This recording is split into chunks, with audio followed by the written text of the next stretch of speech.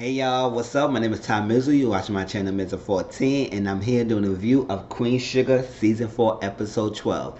Next week, well, this coming Wednesday will be the season finale. So, one more episode left, y'all, then the season finale, and then Greenleaf already started, so it will be Greenleaf continuing on from there. Alright, so let's get to it. Um, Ralph Angel was cleaning up the spring cleaning. Blue was in the bed reading. He said, Blue, we need to spring clean. You can't be sitting there and still that like that. He said, okay, cool. While he was spring cleaning, Ralph saw a box that was dedicated towards Blue from Grandpa. And I guess his father. So it was like, oh, okay, pop pop. So it was like we don't know what's inside the box. Like it was geared towards him for Blue, so it was like what inside. He never opened it, so he didn't show Blue yet. He showed Darla it, and Darla said, "Did you see it?" Yes. She said, "No, I don't want to upset him or stuff. I just want to show you, let you know it's there." So she said, "Cool."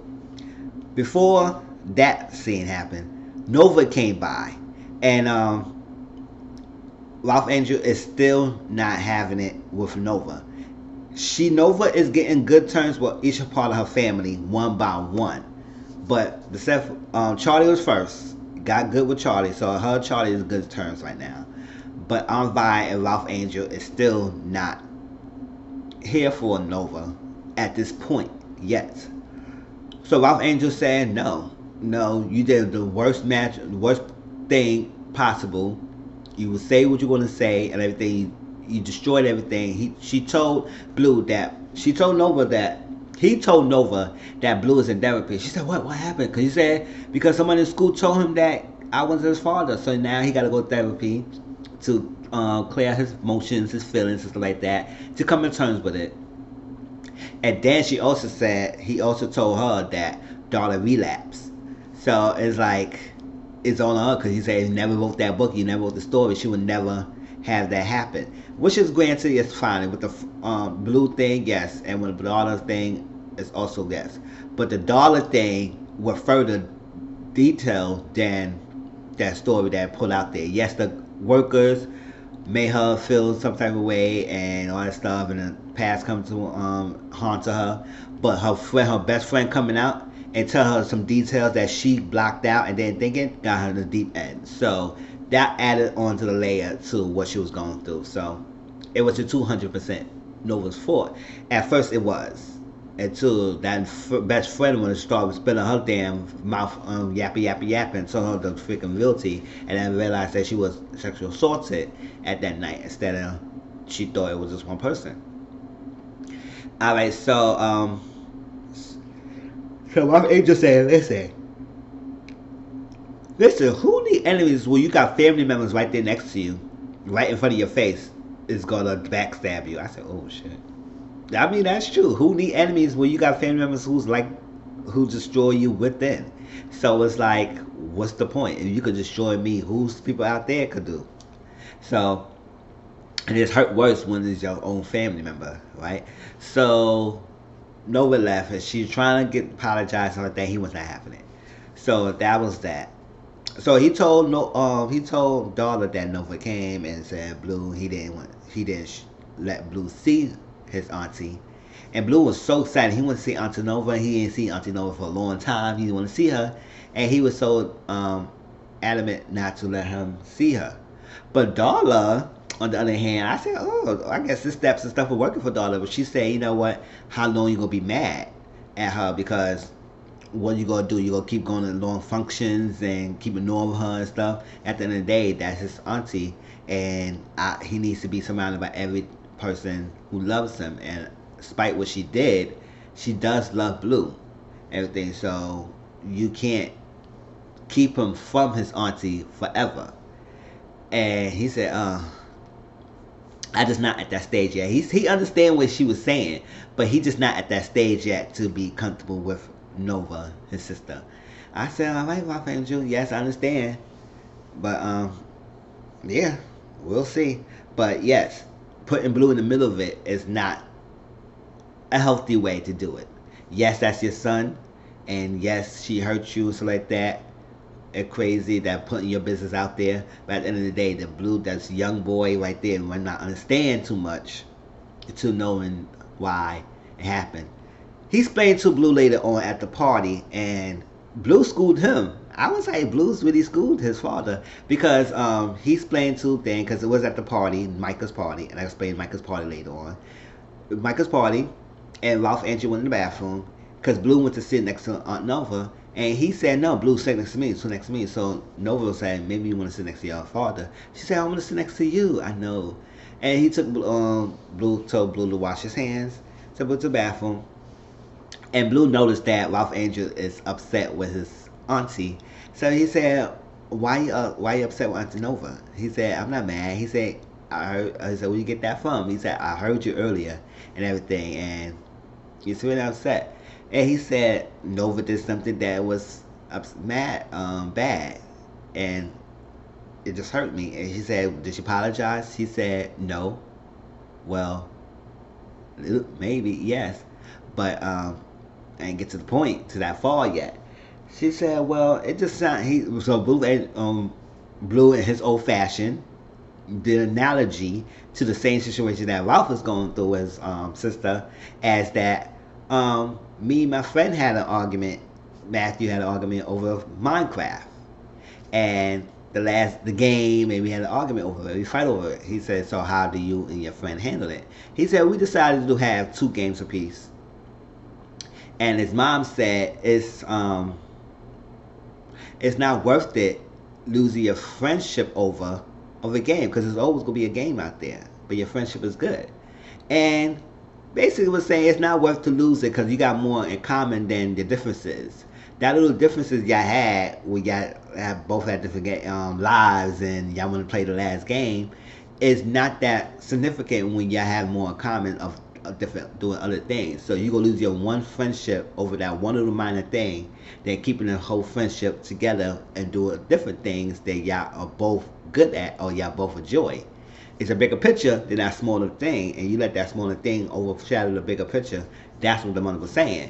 So Blue said that, and Ralph Angel automatically was like, "Okay, you can go sit next to your sister. No sister, sit next to your auntie." He said, "I'll do that just like that." And I guess Ralph Angel gonna come along. He's a little stubborn, so he come along. But I would say that was good. That was good of Blue to tell his father that something like that to make him understand. So that was that from Ralph Angel. Okay, so Aunt Vi, Aunt Vi went to Nova's house because Nova got dismissed by Ralph Angel. So she was in the house, and Nova was looking into something, and she called the Daily News, New Orleans Daily News, and asked the person, "Can you look into the person named Parker Campbell?" And she said, "Oh yeah, she go look into that sort of stuff and craziness." So Nova's gonna do investigation about that person name. And so while she was doing that, she got a knock on the door. It was Aunt Vi. She was like, "Aunt Vi, come in." And so I was like, "Oh, you stuttering, girl. You shook." All right. So Aunt Vi said she she need the freaking address to Jimmy Dale. She said, "Why you going to Jimmy Dale?" I said like that. And it's crazy. I know you want to go to Jimmy Dale, stuff like that, but you're not telling me the whole truth. She said, you got the last person that was telling me about the truth and everything. She said, "But it's none of your business. I just want to give her some things and give it back to her and let it alone." She said, "You gotta let me know."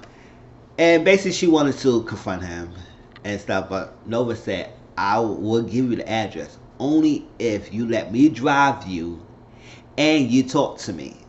Aunt Vi said, "Listen, you can drive, but I talk to you when I want to talk to you. All right, Nova? You get that? Capiche?" And so that was that. They're driving. And Aunt Vi said, "No, you told the wrong story."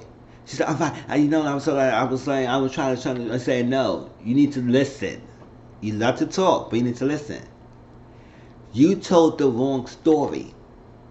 You focused on so much of my trials and tribulations that, my trials, but you never focused on my triumphants, things I have done, things I recover. I found new love. I got a business. I did this. I picked myself back up. You never focus on that in your book, but you told about being broken and all that stuff. So you told the wrong story. So it got no one thinking that yes, maybe she should have told a different story of that and not focus on the negative aspect of Unfire's life. Not the and you should focus on the positiveness of what she had done to overcome that turmoil that she was going through.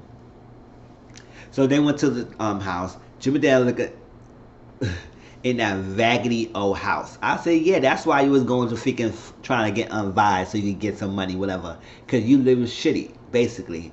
So he's at the house, so she knocking on the door. He said, oh, well, I know you always going to come back. I said, very cocky as ever. And trying to taunt unvised. She said, I want to give you this. He said, what is this? All that stuff. She said, I want to give you something that you're responsible for of my pain. He said, no, you ain't responsible. I ain't responsible for anything. You just know that you always gonna come back to me. He basically was saying that thing, coming back to me. You couldn't get enough of this, all that stuff. You blaming me. I'm the victim, all that stuff. I said, how you the victim, Jimmy Dale? Like really, how you the victim? You was abusing this lady all your life, and that you the victim. So it comes to the point that Nova would start creeping up and touch Anvi's hand because it seemed like it was going to get more tense. And Anvi said, Nova said, let's go. He's not worth it. And he said, yeah, listen to your niece. It ain't worth it, all that stuff. So he kept walking away. And then all of a sudden, he just dropped the thing on the ground. And Anvi and Nova jumped a little bit, but she turned around. She was like, nice house, Jimmy Dale. But you see, I know why you came around all the time. I won. Because you in this looking at the house, knowing that you coming at me, knowing that I see this is how you living, that you don't have anything. So you need me, so you trying to come after me to try and break me down, so like that. But let you know, I'm the one who got happiness. I'm the one who got the house. I have the business. I have my life when I need it. I got the money. And you need my ass, so like that, before I need you. So that's where you coming down here. And all the stuff you got right now, you don't have nothing. That tells you you are jack. You don't have shit. You ain't shit. And like that. And I won. I said, go ahead, Unvi. You better read his ass and all that stuff. So she told the wolf to walk away. Because, walk away. And then there was a lady coming by named Layla. And Layla is basically what Unvi was 30 years ago. And so like that. So Unvi recognized who this lady was. She said, sorry, Mr. I was going to do this and I do that. And Unvi was talking to her. She said, you was saying him, you live in here and stuff like that. You did this, he did this, all this like that. And he said, later, you don't just talk to her. He said, I'm talking to her. So listen to her. She said, I'm listening to her. And talking to her, saying that she said all that stuff, and this, and Unvi was talking to her. It's like things that Unvi went through. She was telling her all that stuff. It's like, this is this. You gotta get this. I know he did this. It's like that. You have to be scared of him. I was you at that time. And I'm letting you know that you could walk away from it. All that stuff. You don't have to do this. And he said, stop it. He trying to come down the stairs. And Nova said, don't you dare. Don't you dare. So I was like, oh, okay, don't you dare. So he stopped. Because she was recording him. I said, yeah, you go ahead and try and hit a woman you want to. Alright, so he convinced the lady later to say, listen, you could stay where you want to stay, but you could go. You could come with me. If you're ready, come with me. She said, where can I go? I got your place. I know where to go. You don't have to live. You have to stay here. I could take you somewhere. You can live your better life. And she said, well, if I find you, though, you got to find me. And I said, oh, okay, I'm fine. You better be an advocate. So she said, you have the choice. You can come with me and stay. And she dropped that bag and walked in the car with them. And I said, hey, that was nice. And dropped the girl off at the place that's for women who survived domestic violence. And she said, once you're ready, if you ever need a job, you have a place at Arms Pies. Aunt Vi Pies Diner. I said, okay, Aunt Vi, give her a job and everything. That's how you do it. That's how you do it. And she said, thank you, and then walked away. And she was just so, Aunt Vi just felt so lifted. She felt so lifted and so happy that she was able to do this. So she talked to Nova, and she thanks Nova. Aunt Vi thanked Nova for taking her to drive her. And she said, you did a really good job. You did great. And she said, thank you. I know. All right, so when they talk, and she said she haven't thought about that box. This is the first time she haven't thought about that box, for a very, very long time. And she just realized, you know what? There's no more secrets. It's no more. It's something I need to push forward. I need to look forward, not think about the past, and just let me be. And as long as I go forward with my goals and push forward, then all the other stuff is unnecessary. So it seemed like Aunt Vi and Nova is in good terms now. It's like, but she did appreciate that Nova was there for her. He said, because I think she needed somebody at her side. Even though she was trying to put a brave front, Hollywood was there, but she glad that her niece was there to be there for her in her time to confront the past and release that stuff that she wanted to say. And she said it. And she just told him off and went about his way. He said, he don't know. And he was upset because they left her out. He said, you didn't go nowhere. You can't leave me. I'm going to find you. I was like, oh, stop Jimmy there. So that was that. So Nova is in good terms with the auntie and Charlie. So Ralph Angel's the last thing. So, all right. So Micah, Charlie is so excited for Micah going to Harvard. She is so hell-bent with Micah Harvard and said, oh my god, I'm so excited, so excited. So she's making a party, planning everything together. Meanwhile, she also doing the campaign. Find out, she saw the news thing with Prosper about Jacob revealing his great grandmother, his great grandmother. Yeah, his great grandmother.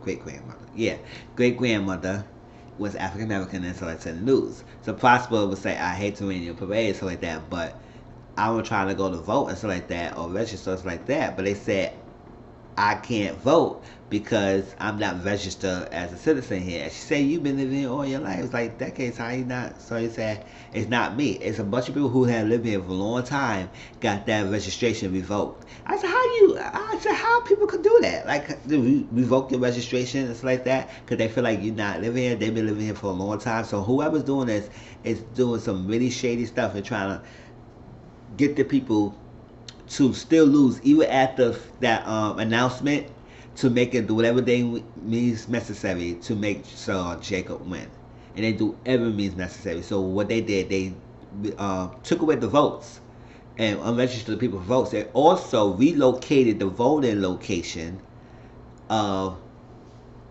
the people next over here to somewhere else 10 miles out. So now people are gonna have a hard time going to the voting site. But Prosper say, you know what?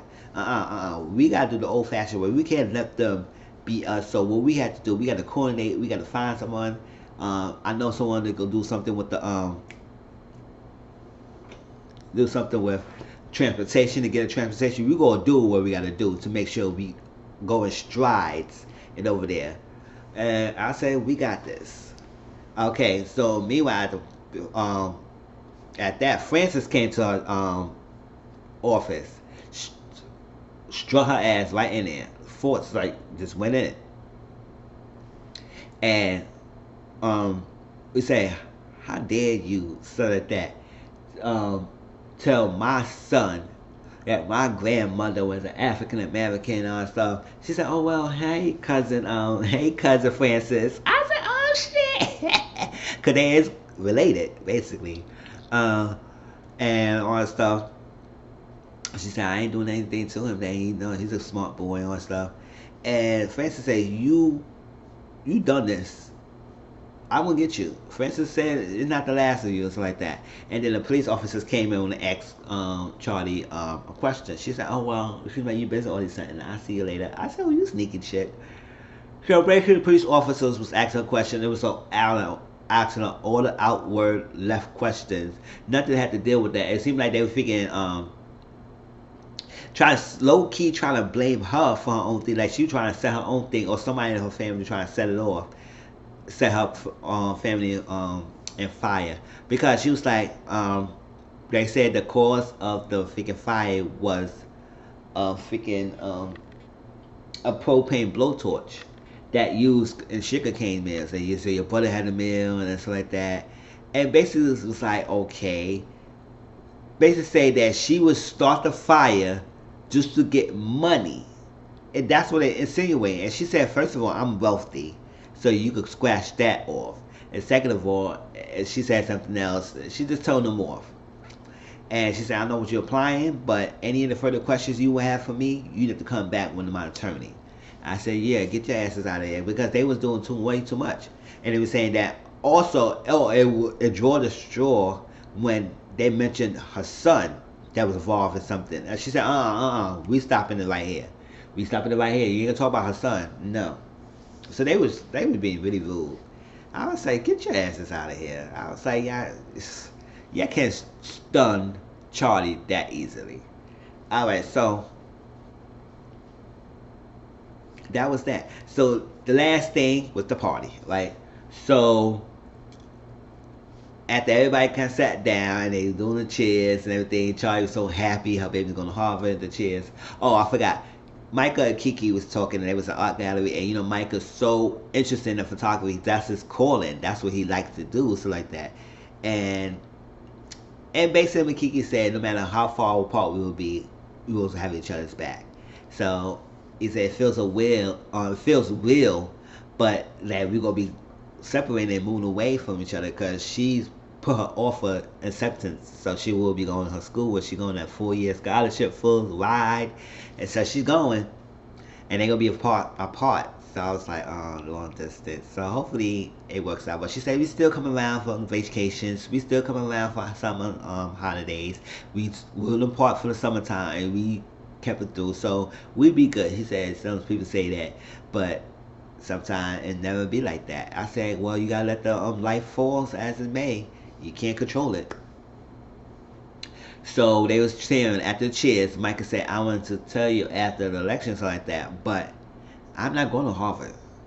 I put an application accepted to Xavier University, which is HCBU, close in New Orleans, and that's what I'm going. I'm going to study art, I'm going to study political science, and I'm going to do my thing in photography. But Charlie, I had a feeling it was only 1 or 2 ways. Charlie was going to say, okay, but know that Charlie is and how she think things, she going to have a hard time with it. And I exactly how she did. She did not take that news lightly. And Charlie thought that no one was on know about this. She said, this is my first time hearing about that. Kiki didn't know that. Vi said, just need to listen to him. Like, everybody was like, listeners, like, they was on board with Micah's decision because this is his decision. This is his life. But Charlie said, no. It was an opportunity for going to Harvard to get open business for the people in our community to have jobs. And so that's all fine and dandy and everything. He could still get back to the community for doing something that he likes to do, not something that he felt that it's necessary for him to do something. So she said no. And Nova said Xavier University is a well-established, great university. He could do well with that degree. She said, yes, it's a good college. It's a good education. It's not about education. She said, what is it about then?